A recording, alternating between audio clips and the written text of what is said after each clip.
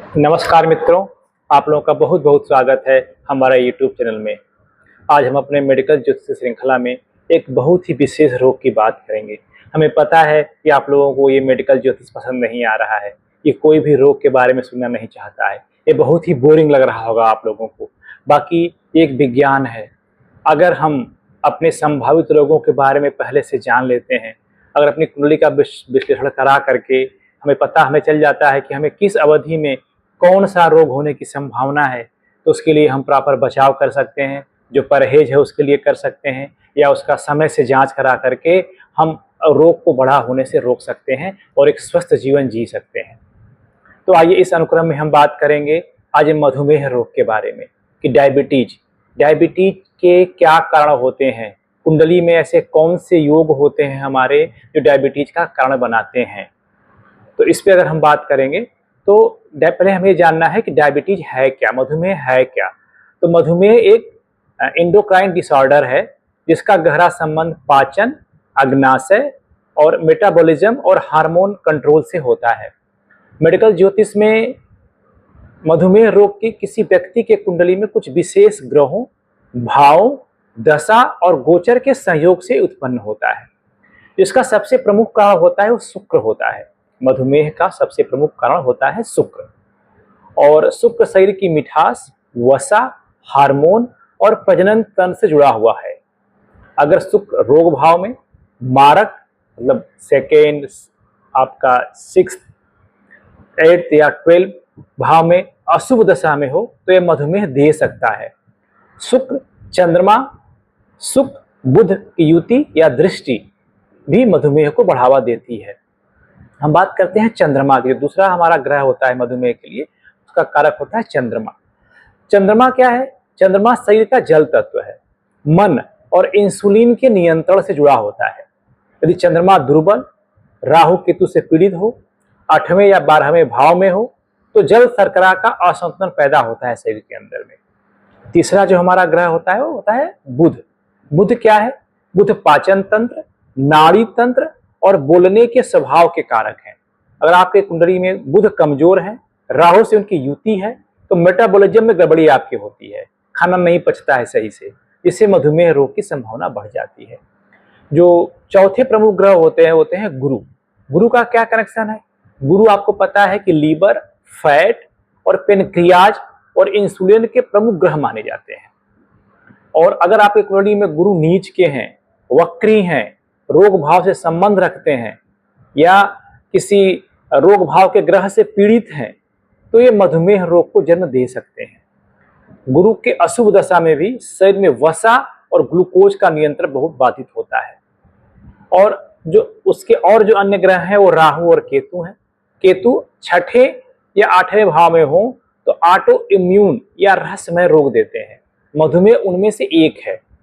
राहु जब शुक्र, बुध या चंद्र से युति हो तब मधुमेह अस्थायी हो जाता है।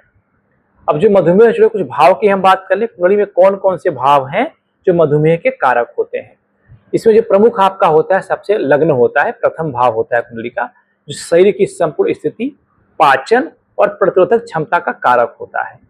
सेकेंड भाव खान पान की आदतें, गला, जीभ और अक्सर मीठे खाने की प्रवृत्ति के प्रति जवाबदेही होती है सेकेंड भाव की। 5th भाव क्या है आपका? अग्नाशय, यकृत और अंतःस्रावी जो तंत्र आपके बॉडी में है वो, उसके लिए 5वां भाव हमारा कारक होता है। 6ठा भाव रोग का होता ही है। यहाँ स्थित शुक्र, केतु, राहु या गुरु मधुमेह रोग के संकेत देते हैं। 8वां भाव की अगर हम बात करें तो 8वां भाव हमारा जो है पुरानी बीमारियां और हार्मोनल विकार का द्योतक होता है। 12वां भाव गुप्त रोग, खर्चीले रोग और इंसुलिन की निर्भरता को बढ़ावा देता है, यहाँ तक कि वो अस्पताल में भर्ती होने बेड खर्च को भी ला सकता है जीवन में। तो मधुमेह बनने के जो विशेष योग क्या क्या होते हैं कुंडली में, ये जानना बहुत जरूरी है। मधुमेह क्या है? अगर योग की हम बात करें, शुक्र या राहु, ध्यान रखिएगा, शुक्र या राहु लग्न में या रोग भाव में अगर उनकी युति बन रही है तो मधुमेह का ये मूल योग माना जाता है। बुध और राहु अगर आपस में कहीं पे युति बना रहे हैं तो नाड़ी तंत्र व मेटाबॉलिज्म में गड़बड़ी को दर्शाते हैं। ये आप अपनी कुंडली देखिएगा, या कोई ऐसे अगर बीमार हो, इस तरह के रोगों से ग्रसित हो, तो उसकी कुंडली उठाकर आप देखेंगे तो योग आपको जरूर मिलेंगे उसमें। गुरु नीच के हो और चंद्रमा पीड़ित हो कुंडली में, तो इंसुलिन का अवरोध उत्पन्न होता है शरीर के अंदर में। छठे भाव में शुक्र या चंद्र अगर बैठे हैं तो ये रोग जड़ से जुड़ा हुआ होता है। दूसरे भाव में अगर शुक्र बैठे हैं आपके, तो आप बहुत ही मीठा प्रेमी होंगे और उसका अति सेवन करेंगे। पांचवें भाव में शनि या राहु की अगर दृष्टि पड़ रही है, तो ये अग्नाशय में आपके पेनक्रियाज में ये बाधा उत्पन्न करेंगे। अब कब कब ये रोग प्रकट होता है, ये भी जानना जरूरी है। जैसे हमने बताया था, हमने अपना पिछले एपिसोड्स में, कि भावों की दशा, ग्रहों की दशा और ग्रहों की अंतरदशा, उसके बाद ग्रह का गोचर, ये सब मिला करके एक कुंडली में रोग की संभावनाओं को व्यक्त करते हैं।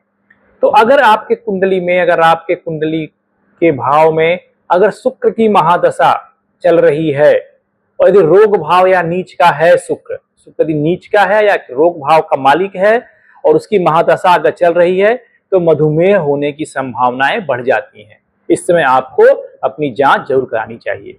बुध की अगर महादशा चल रही है कुंडली में और यदि वह राहु और केतु से पीड़ित है, तो आपके जीवन में, आपके शरीर में पाचन विकृति जरूर होगी।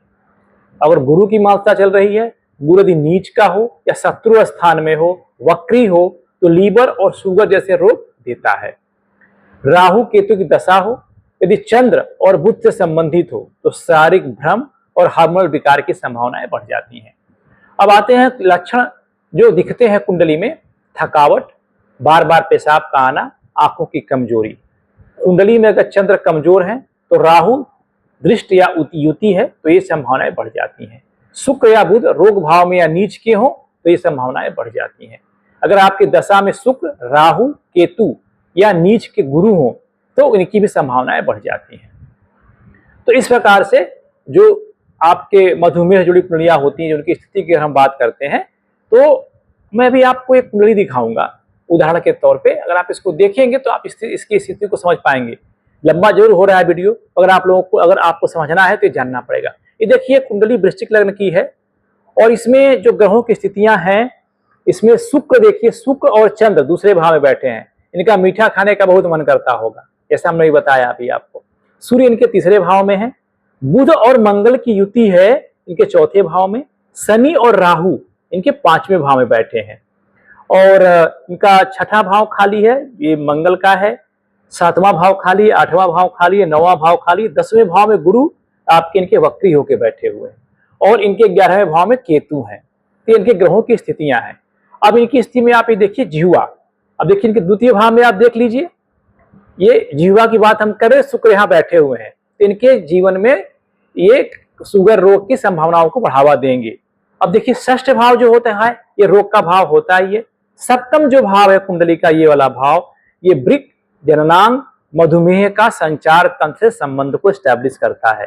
ठीक है, और ये आप देखिए शुक्र का ही ये भाव है। यहाँ पे देखिए आप, ये शुक्र का है वृश्चिक में, ये वृषभ लग्न है, वृषभ राशि, यहाँ शुक्र का एक घर होता है और शुक्र बैठे हैं कहाँ पे, दूसरे भाव में। तो कहीं ना कहीं इस कनेक्शन को जोड़ेंगे यहाँ पे। अब आप देखिए, अब आते हैं हम 12वें भाव में, इम्यून सिस्टम और इंसुलिन का रिसाव। अब ये देखिए यहाँ पे, ये भी तुला राशि है। किसका घर है ये शुक्र का घर है। तो अब देखिए कैसी इनकी कुंडली में एक एस्टेब्लिशमेंट हो रहा है शुगर से संबंधित। शुक्र दूसरे घर में बैठे हैं, मीठा खाने की लालसा दिलाएंगे, मीठा खिलाएंगे। और उसके बाद दूसरे आपके 7वें भाव के मालिक हैं। 7वां भाव हमारा क्या होता है, वृक्क, जननांग और मधुमेह का संचार तंत्र संबंध रखता है। 12वां भाव क्या होता है, इम्यून सिस्टम और इंसुलिन का रिसाव होता है। तो तीनों जगह शुक्र यहाँ पे बैठे हुए हैं। अब आप ये देखिए, और इनका जो पंचम भाव देखिए यहाँ पे, आप पंचम भाव में शनि और राहु की युति है। ये क्रॉनिक रोग देता है ये युति। मंगल और बुध की युति आप देखिए कहाँ पे है, ये चौथे भाव में है। ये पित्त और तंत्रिका विकार का ये कारक बन जाता है। और गुरु सबसे इंपॉर्टेंट है कि गुरु वक्री होकर के 10वें भाव में बैठे हैं।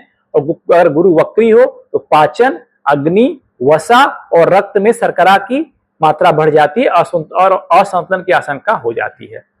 तो अब इसमें इनके जो प्रमुख योग हैं, चंद्र और शुक्र युति, अगर चंद्र और शुक्र की युति यहाँ पे हो रही है, स्वाद प्रियता और इमोशनल ईटिंग इनके पास होगी।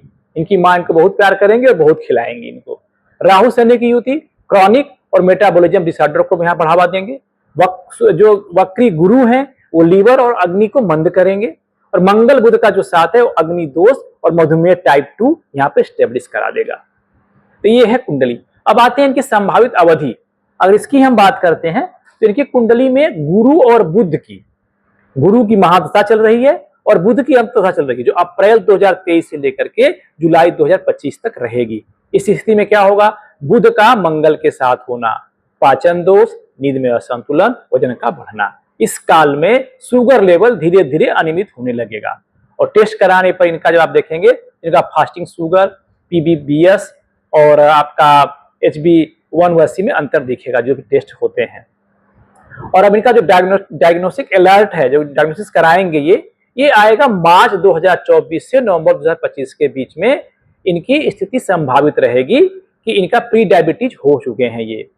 अब तीसरा जो स्थिति इनकी आएगी गुरु और केतु में, क्योंकि गुरु की ऑलरेडी ये कुंडली महादशा चल रही है। और इसके बाद जब केतु की अंतरदशा आएगी जो जुलाई 2025 से स्टार्ट होगी, जो जुलाई 2026 तक चलेगी, इसमें रहस्यमय रोग, डायग्नोसिस में देरी, पता नहीं चल पाएगा रोग क्या है। इंसुलिन की प्रतिक्रिया कमजोर हो सकती है और शरीर में थकान, गले में सूखापन, मुंह में छाले या वजन घटने की शिकायत इनके पास हो जाएगी। अब जो इनका कंफर्मेशन आएगा वो आएगा गुरु और शुक्र की महादशा में, और ये अगस्त 2025 से लेके अप्रैल 2026 तक। ये जुलाई में अगर आप देखेंगे, जुलाई 2026 से सितंबर 2029 का जो इनका समय आएगा, ये मधुमेह योग की पूर्ण सक्रियता लेके आएगा। इसमें चंद्र और शुक्र की युति दशा में आ जाएगी और इस काल में इनको टाइप 2 डायबिटीज पूर्ण रूप से सक्रिय हो जाएगा। और जो पीक पॉइंट इनका होगा, peak period for diabetic symptom का, ये नवंबर 2026 से लेकर के दिसंबर 2028 तक के बीच होगा। ये चीजें यहाँ पे आएंगी।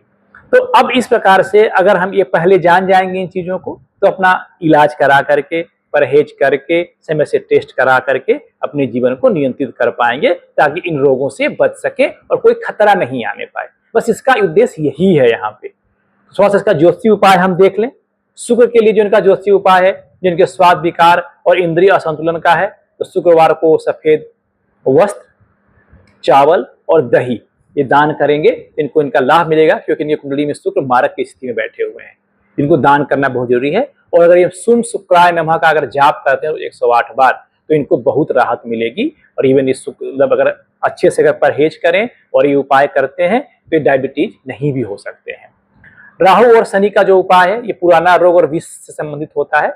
शनिवार को काली उड़द, सरसों के तेल का दीपक जलाएं, ओम राम राहवे नमः का अगर जाप करते हैं और शनि देव के मंत्र का जाप करते हैं, तो इनको बहुत राहत मिलेगी।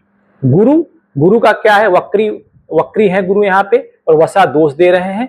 तो अब जबकि इनकी कुंडली में आप देखें गुरु योग कारक हैं, फिर भी वक्री हो करके और इसके साथ शनि राहु से संबंध बना करके इसमें कष्ट दे रहे हैं। इस परिस्थितियों में आप जो गुरु का मंत्र है ओम ब्रीम बृहस्पति नमः का 108 बार अगर जाप करते हैं, तो इसका इनको बहुत लाभ मिलेगा। इसके अलावा और भी बहुत सारी चीजें हैं, जो इनका समय से जांच हो, समय से इलाज हो, अगर ये करते कराते हैं तो इसका इनको बहुत बड़ा फायदा मिलेगा। तो इस प्रकार से आपने जाना कि मधुमेह रोग का, डायबिटीज रोग का कुंडली में किस प्रकार से योग बनता है। अगर आप इसको पहले से जान जाएंगे तो इसका प्रॉपर परहेज और इलाज करा करके इससे मुक्ति मिल सकती है। तो उम्मीद करता हूं कि ये वीडियो आपको पसंद आ रहा होगा। थोड़ा लंबा हो जाता है, आप लोगों को बोरिंग लगता होगा, बट इसको प्लीज लाइक करें और इसको सब्सक्राइब करें, दूसरों को इन्फॉर्मेशन शेयर करें। ये बहुत ही उपयोगी चीजें हैं दूसरों के लिए, ताकि लोग इसका फायदा उठा सके। धन्यवाद। फिर मिलते हैं हम अगले वीडियो में आप लोगों को एक नया रोग लेकर के, संतानहीनता का, कि संतानहीनता कुंडली में किस योग के कारण उत्पन्न होता है, इसका क्या उपाय किया जाए, इससे हम बच सकते हैं। तो आज के लिए बस इतना ही। बहुत बहुत धन्यवाद। नमस्कार।